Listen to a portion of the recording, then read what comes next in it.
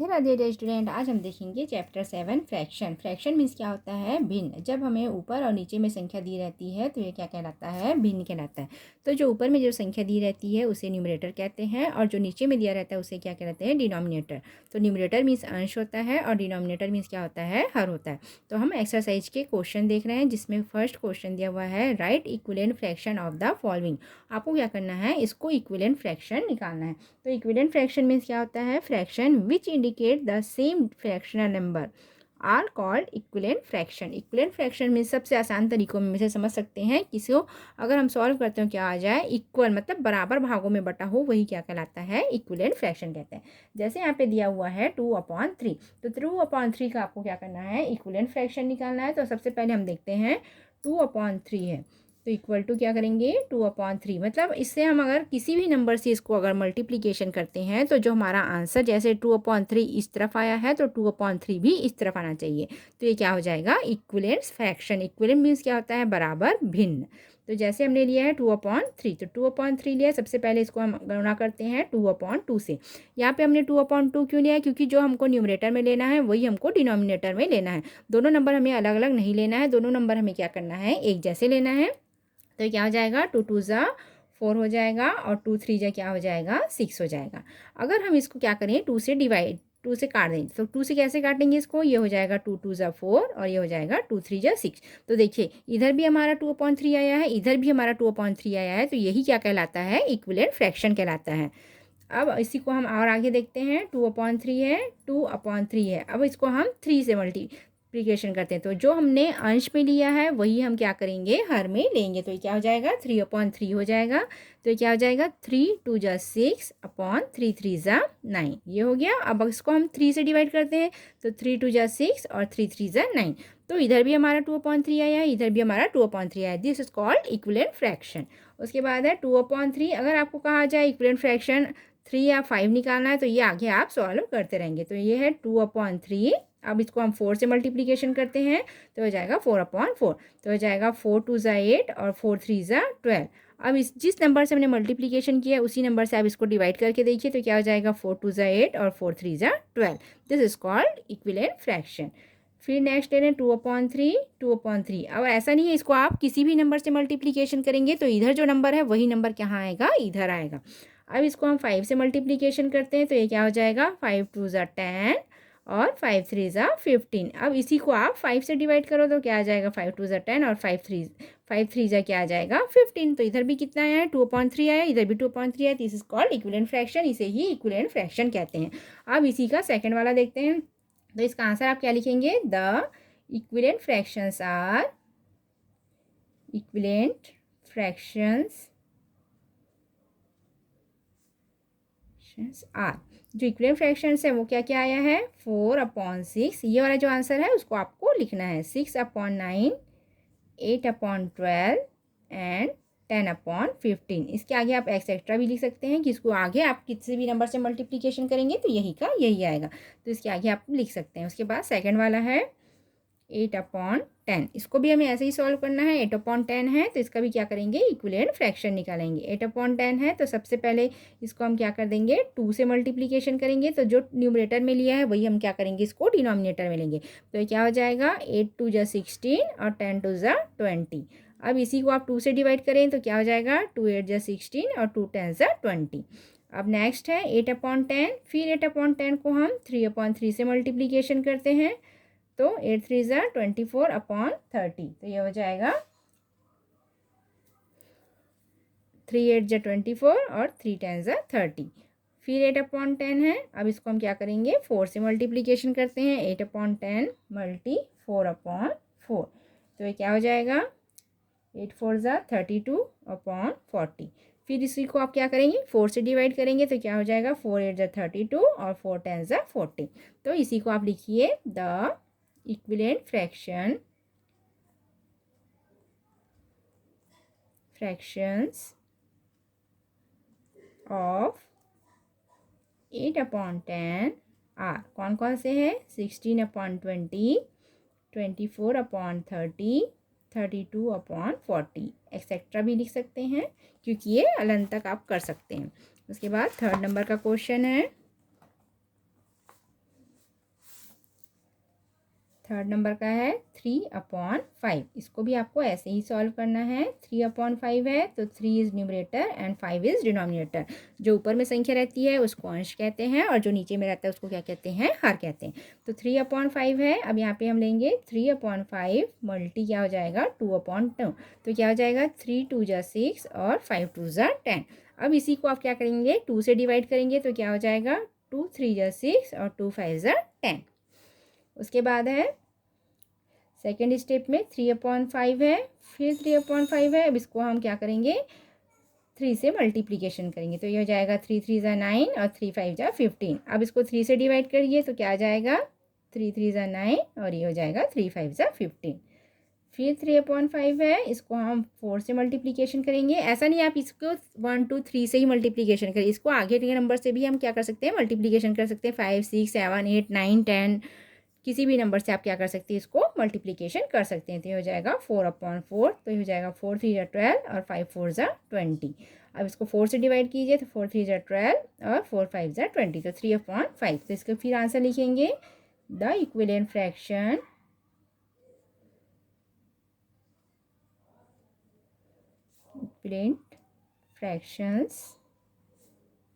Of 3/5 are. 3/5 का जो equivalent fraction है वो क्या क्या है 6/10, 9/15, 12/20 एक्सेट्रा। इसके बाद नेक्स्ट है फोर्थ नंबर का 4/6। 4/6 है, इसको भी आपको ऐसे ही सॉल्व करना है। 4/6 इक्वल टू 4/6 मल्टी क्या करेंगे 2/2। तो हो जाएगा 4 2 जा 8 और 6 2 जा 12। फिर 4/6 है इक्वल टू 4/6 अपॉन 3/5 3/3। तो हो जाएगा 4 3 जा 12 और 6 3 जा 18।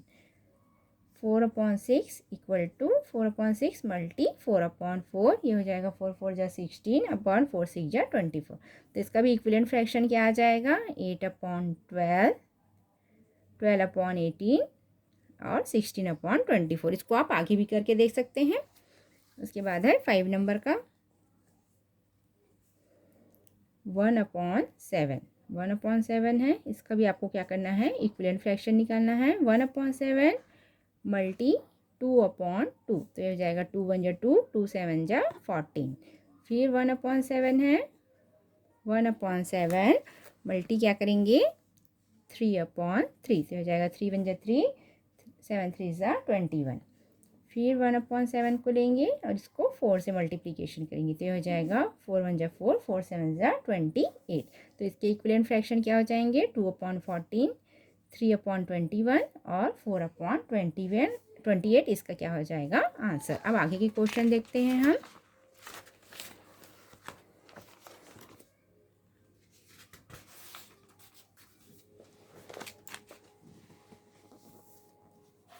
आगे के क्वेश्चन है now right the following fraction in their simplest form. जो फ्रैक्शन में दिया हुआ है उसको आपको सिंपलेस्ट फॉर्म में मीन्स सरल तरीके में चेंज करना है। जैसे फर्स्ट दिया हुआ है 3/9। फर्स्ट क्वेश्चन क्या दिया हुआ है आपको 3/9 दिया हुआ है। तो इसको हम सॉल्व करते हैं। 3/9 है, बुक में इसको बहुत लंबे तरीके से दिया गया है, हम आपको शॉर्टकट में इसको कैसे सॉल्व करते हैं वो दिखाते हैं। सबसे पहले हम क्या लेंगे 3/9। अब 3/9 है तो हम ऐसी जो संख्या है वो देखेंगे जो दोनों से डिवाइड हो जाए, जो 3 को भी काट दे और 9 को भी काट दे। तो कैसा हो जाएगा वो देखिए 3 और 9 किससे कट जाएगा 3 और 9 ये 3 के टेबल में आते हैं। तो इसको हम क्या कर देंगे डिवाइड 3/3 हो गया। फिर ये हो जाएगा 3 1 जा 3 और 3 3 जा 9। तो हमारा आंसर कितना आ जाएगा 1/3। ये हो जाएगा हमारा आंसर 1/3। या तो इसको आप और कैसे बना सकते हैं, अगर हम इसको सेकंड मेथड से सॉल्व करें तो इसको आप डायरेक्ट कैसे सॉल्व कर सकते हैं। सेकंड मेथड देखिए 3/9 है, ठीक है। तो इसको हम क्या करेंगे 3 1 जा 3, 3 3 जा 9। तो आ गया हमारा आंसर 1/3। ये हमारा आंसर है। अब इसी का सेकेंड वाला देखते हैं 36/40 है। 36/40 है तो क्या करेंगे इसको भी आपको सिंपलेस्ट फॉर्म में आसान तरीके से कैसे सॉल्व करना है। तो अगर हम इसको लेके 36/40 है तो 36/40 है किसके टेबल में आएगा वो देखना है आपको। तो ये किसके टेबल में आता है 4/4 4 के टेबल में आता है। 4 9 जा कितना होता है 36 होता है और 4 10 जा 40। तो ये हमारा क्या हो जाएगा आंसर। अब इसी का सेकंड मेथड देखें तो क्या हो जाएगा 36/40 है तो ये हो जाएगा 4 9 जा 36 4 10 जा 40। ये आप ऐसे भी सॉल्व कर सकते हैं। उसके बाद थर्ड वाला क्वेश्चन देखते हैं। थर्ड है 4/12। 4/12 है तो इसको फर्स्ट मेथड से देखें।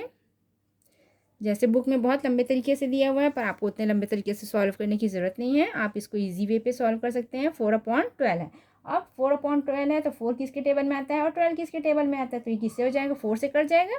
तो डिवाइडेड क्या कर देंगे 4/4। जो हमें न्यूमरेटर लेना है वही क्या करना है हमें डिनोमिनेटर के लिए भी लेना। तो क्या हो जाएगा 4 1 जा 4 और 4 3 जा 12।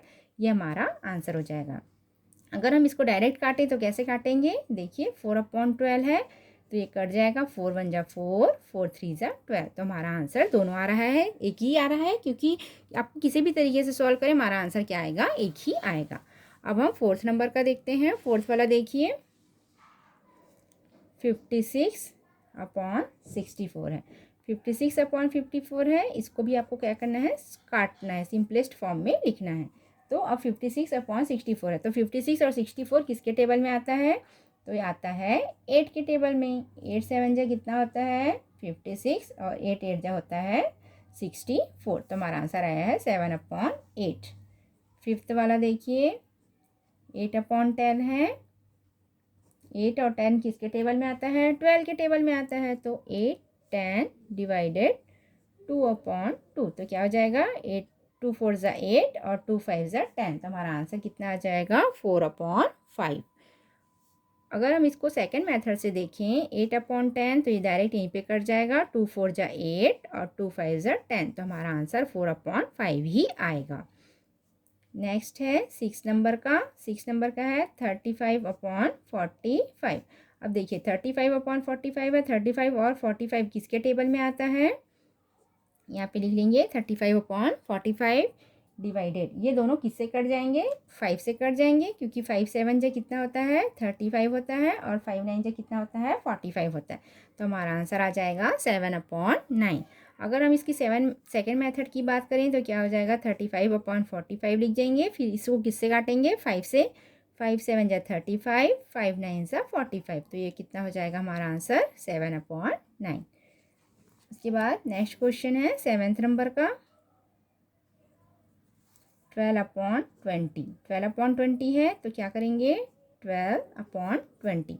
अब 12 और 20 किसके किसके टेबल में आता है, तो देखिए 4 के टेबल में आता है। तो हम जो न्यूमरेटर लेंगे वही क्या लेंगे डिनोमिनेटर में लेंगे। तो क्या हो जाएगा 4 3 जा 12 और 4 5 जा 16।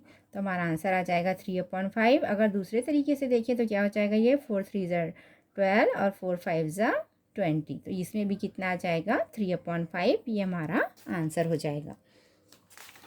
8 नंबर का है 8 नंबर का क्वेश्चन है 4/10। इसको भी हम सॉल्व करेंगे। इसको सिंपलेस्ट फॉर्म में चेंज करना बहुत ही इजी रहता है। 4/10। अब 4 और 10 किसके टेबल में आता है 2 में आता है। तो जो हमने न्यूमरेटर लिया है अंश में लिया है वही नंबर हम क्या करेंगे हर के लिए भी लेंगे। तो ये कितना हो जाएगा 2 से डिवाइड करेंगे तो ये हो जाएगा 2 2 जा 4 2 5 जा 10। तो हमारा आंसर आ जाएगा 2/5। और इसे हम डायरेक्ट भी काट सकते हैं। 4/10 है तो इसे कैसे काटेंगे, ये 2 से कट जाएगा। 2 2 जा 4 2 5 जा 10। तो हमारा आंसर 2/5 ही आएगा। नेक्स्ट है 9th नंबर का। 9th क्वेश्चन है 15/25। तो 15/25 है, ये किससे कट जाएगा किसके टेबल में आता है। सबसे पहले आपको देखना है ये किसके टेबल में आता है। दोनों के दोनों एक ही टेबल में आएंगे तभी उसे आप क्या करेंगे काट सकते हैं। तो ये किसके टेबल में आएगा 5 से कट जाएगा। 5 3 जा 15 और 5 5 जा क्या होता है 25। 10th नंबर का क्वेश्चन है 22/55। तो 22/55 है तो ये किससे कट जाएगा, ये 11 से कट जाएगा। तो 11/11 11 2 जा 22 11 5 जा 55। तो हमारा आंसर आ गया 2/5। 11th क्वेश्चन है 4/5। तो ये किसी से नहीं कटेगा तो ये क्या हो जाएगा 4/5 अपने आप में ही आंसर है, ये सिंपलेस्ट फॉर्म में ही है। उसके बाद 12th नंबर में है। 12th नंबर में क्या दिया हुआ है 3/8। तो 3/8 भी क्या है, सिंपलेस्ट फॉर्म में ही है, ये आगे सॉल्व नहीं हो सकता, इसलिए इसका आंसर क्या आएगा, 3/8 ही आएगा। ये इसको हो गया आंसर। आई होप आपको ये वीडियो अच्छी लगी होगी। वीडियो अच्छी लगी हो तो लाइक और सब्सक्राइब जरूर कीजिएगा। Thank you.